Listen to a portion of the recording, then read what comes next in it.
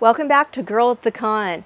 Thank you so much for joining me. I know it's been a little bit of a gap between the last couple of videos. I've had a lot of stuff going on. But anyway, today I'm going to be doing something special. I'm going to be doing Cons, Behaving Badly, a series that I've been thinking about doing for a while, and something came up that was just the perfect opportunity to do it, so I'm gonna do it right now. I had originally shot this video and the sound was really crappy, and so that's why I'm not wearing any makeup, because it's also like balls hot where I am right now. Recently, Anime Expo Chibi has gone under a lot of fire because they did something that was not cool. If you haven't heard, basically in 2024 they added a clause to their contract, which is a non-compete clause, which, if you don't know, non-compete clause means you can't really compete with them in any sort of way, or a limited non-compete clause, which is the case here. I'm going to read it out to you, but basically what they said is you cannot work any other conventions 2 weeks prior, 2 weeks after, and you can't create an anime or Japanese culture convention within 2 years. Yeah, the internet didn't like that. So real quick, let's read what's going on. All right. Limited non-compete. Artists agree to appear exclusively at the event and not appear or live stream any other conventions, concerts, or venues within 100 miles of the event during the event, 2 weeks before the event, and 2 weeks after the event, the limited place and time, unless SPJA considers otherwise in advance in writing.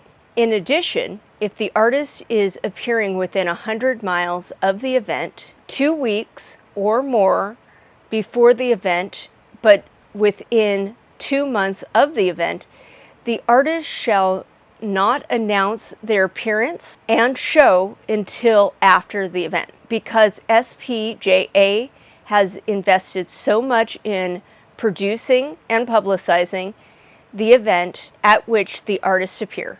SPJA would be irreparably harmed if the artist appeared live or live streaming at the limited place and time around the event in which they are appearing. Artists agree not to produce, create, or cause to be produced or create any Japanese cultural events or conventions in Southern California within 2 years after the artist's appearance at the event. Nothing here limits artists from distributing or marketing their own intellectual properties through normal and customary distribution. Marketing channels, if the provision contained herewithin are deemed to exceed the time or geographical limits or any other limits imposed by applicable law in any jurisdiction, then such provisions, such as deemed reformed, such as in jurisdiction to the maximum penalty of the applicable law. So, as you can see, that's the legal jargon. If you don't get it, it's like I said before, basically you can't work or live stream a convention, or at least promote that you're going to be at these conventions 2 weeks before and 2 weeks after. As I was explaining to my friend Ellie, we did a panel at Anime Expo. Basically, if we'd gotten another panel at Comic-Con, we would not have been able to do that panel, and certainly would not have been able to promote it, because Comic-Con was, I believe, within 2 weeks. But it's normally within like a couple of weeks. There's a problem with that. The big problem with this has to do with the fact that most of the artists, most of the vendors, stuff like that, these people make their money going through the convention circuit. So they're going to do some convention right before Anime Expo. They're going to do a convention afterwards. They're going to do, almost every weekend. They're going to have a craft fair. They're going to have a convention. I saw somebody at CatCon. It's going to be, they're going to be working the convention circuit. That's how they make their money. And by telling them that they cannot work these conventions and they cannot promote that they're going to be at these conventions is taking away business for the sake of, well, we spent a bunch of money promoting our convention, so we don't want you to promote this other convention. I cannot emphasize strongly enough how I have never, ever seen this out of a convention before. Most conventions recognize that they do need to promote their convention to get people in. They are also relying on their people who are signed up to be artists and vendors and whatnot to help promote their convention. But to sit there and say, you can't live stream from the convention, you can't promote anything but our convention for 2 weeks before and 2 weeks after is so insane.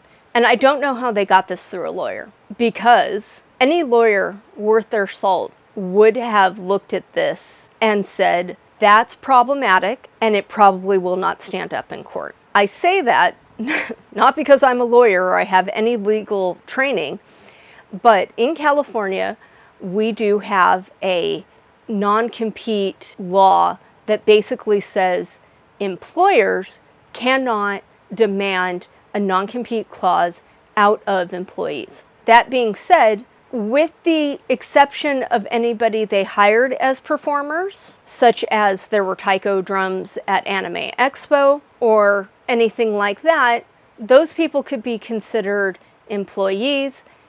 Their non-compete clause in their contracts would definitely not hold up in court. If an employee's non-compete clause will not hold up in court in California because it is illegal, people who are paying to vend at your show and people who are volunteering to be at your show probably would not, that would probably not hold up for them either, because they're volunteering. And you can't really put something like that, I would imagine, on a volunteer, because again, that would also fall into, it nebulously falls into employment. People who pay money, I just don't think it would. I can kind of get into some of the nitty-gritty of why, but it doesn't really matter. I just don't think it would hold up in court. If somebody chooses to sue them, please let me know. I want to know. I really, really want to know how that case turns out. But like I said, I just don't think that would have been the case. And when they ran it past their lawyer, if they have a lawyer, I'm pretty sure their lawyer would have said, I don't think this is going to hold up in court. We probably shouldn't put it in our terms. From what I've gathered from people who are talking about this, is it was kind of snuck in there. Something, they put it in 2024, but it sounds like they didn't put it in until right after Anime Expo Chibi last year or around that time, so nobody noticed it until right now. And it is something that was in the Anime Expo as well, their policies as well. And if I still have my contract, or not contract, but the thing they sent me when I was going to do my panel, I'll have to take a look and see if it's in there. But the point is nobody noticed it until this year, and they hit the internet within the internet said, no bueno. And a lot of people started a boycott. They said, well, we're just not going to go to Anime Chibi. And because Anime Chibi is part of Anime Expo, we're not going to go to Anime Expo either. This kind of outrage that can go to a convention, especially in the case of Anime Expo, it's a smaller convention. It's not a big convention like Anime Expo. Their parent convention is large. So it being small, I just don't see them being able to sustain that. So anime chibi, within a couple of years, may go the way of the dodo and may just disappear. Who knows? We'll have to just wait and kind of see on that. This also leads to a bigger issue that I find with Anime Expo and possibly their parent company. If you didn't know, a lot of conventions have a parent company, and then they fall under the umbrella of this parent company. Their parent company is a 501c3, which basically means it is a non-profit convention. They're owned by SPJA. They own several different things underneath. Now, some conventions that I have worked with in the past have been owned, for example, by Chasm is their nonprofit. And then they are Condor underneath their nonprofit. Sometimes the head doesn't care what the bottom does. They're like, have at it, do whatever, don't care. Or sometimes they are super involved. I get the impression that possibly the parent 501c3 maybe doesn't give much of a crap about what Anime Expo does. I could certainly be wrong in that. I just haven't seen outside of this contract, and something that is literally, the fact that they're a 501c3 is buried on the Anime Expo website. I had to really go looking to find it, which is weird because most companies that I have dealt with that are part of a 501c3, they slap that thing on the homepage. It is at the bottom. It's not at like the top. It's usually a bottom bar that says, you know, hey, we're a 501c3. This is, you know, our information or whatnot. So I find it kind of weird that Anime Expo doesn't do that, that they are kind of like, yeah, we're a 501c3. That seems kind of off for me anyway. I also find the way they do their attendance numbers is kind of weird, kind of really weird. It leads me to believe that they probably have two sets of books on this attendance number thing. So they report that their turnstile attendance was 800,000, nearly 1 million people. Let me tell you, that convention center, I am being generous calling it a convention center. They're being generous calling it a convention center. It is a conference center. It is very small. There's no way it would hold 1 million people. I don't think the United States has a convention center that would hold 1 million people. That said, what they're saying with turnstile is that if you have been to Anime Expo, they have an RFID tap-in, tap-out system. As you tap in, it clocks you, and it adds that to a number. That's what they mean by turnstile. Every time I go in, it acknowledges me.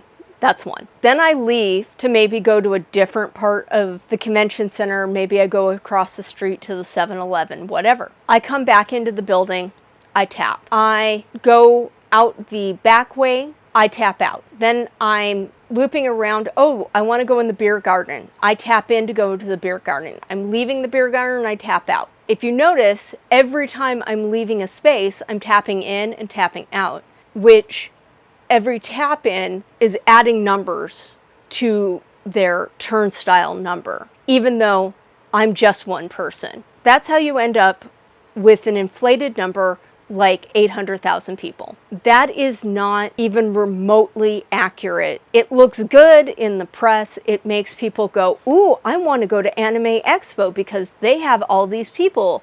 And if they have all these people, it means there must be a ton of stuff going on. Yes and no. Realistically, that number would be impossible. If they internally were going off that number, they would not be able to properly plan and estimate what they would need for next year's convention. They would destroy themselves. We've seen this in other conventions. We have seen this in a fine example, would be the first DashCon.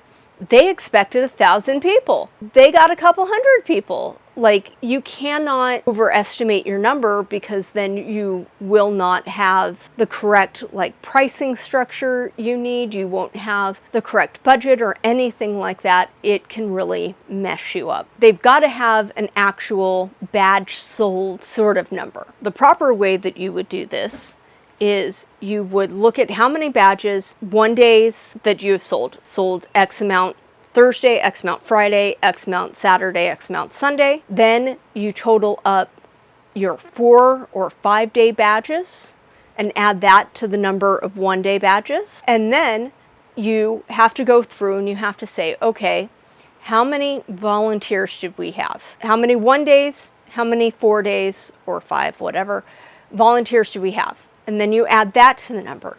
And then you look at all of your program participants and you add that to the number. Then you look at all of your vendors, your artist alley, vendors hall, any promotional people like the Anna Air people or whatever. You gave badges to all of them. If they're 5 day badges, great, you add that to the total. So you add all that to your total, and that is going to give you, and staff badges and all of that, is going to give you the total of how many people actually went to your convention. That is going to be the number that you are going to be using next year. Maybe that number is higher than you expected it to be, so next year you need to plan for that higher number. Maybe it's a little bit lower than you expected. It's like, okay, so we need to cut somewhere. There's a bunch of stuff that you do on the back end based on that number.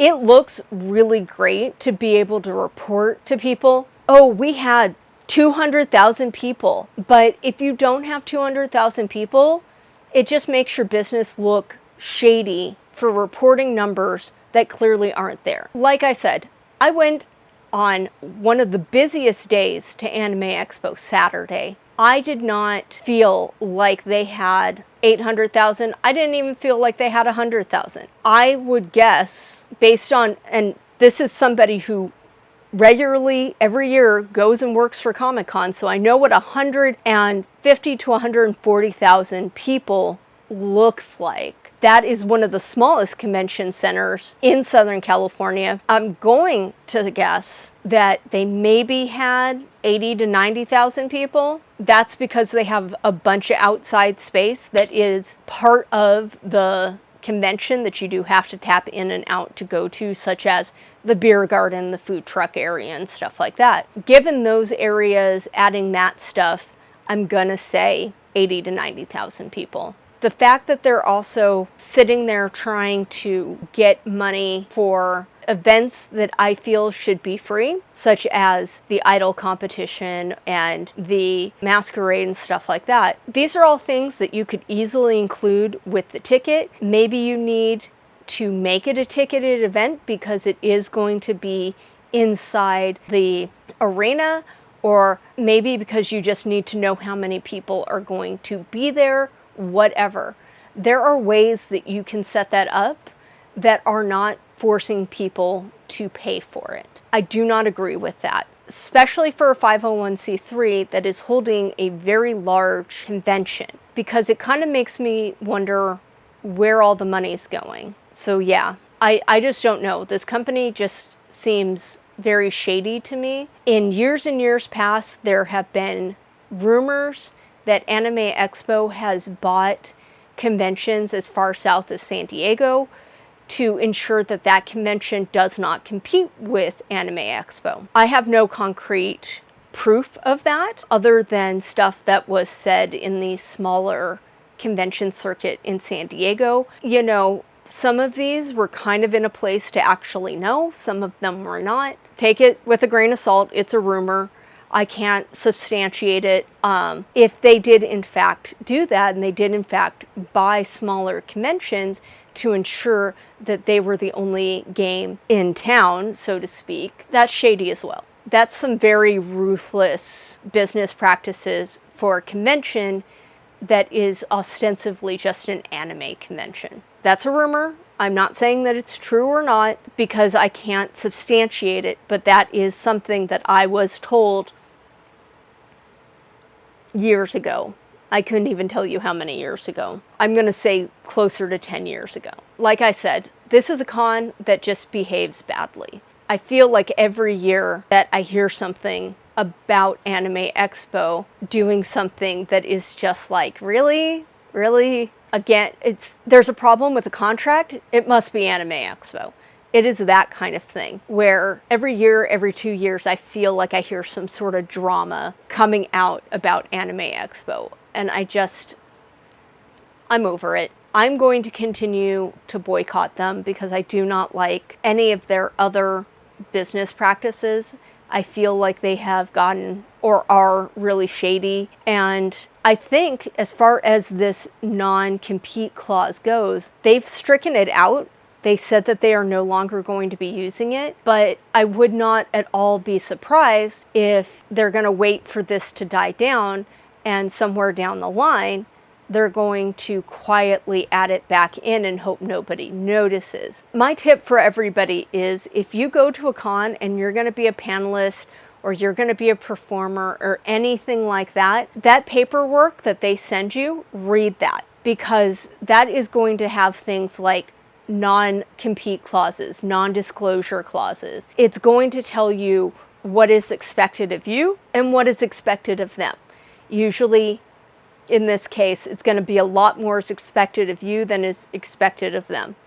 But make sure that you read all of that because who knows, maybe there is a non-compete clause in the paperwork from Comic-Con. I've just never come across it, or anybody else, but I don't think so. I just don't see a convention doing that. I've never heard about that. I think it's kind of crazy. That is my first conventions behaving badly, and Anime Expo sadly had to be the test for it. Tell me your opinions down below. Tell me if you like this series and you want me to do more. Thank you so much for joining me on this ride, and I will see you in the next one.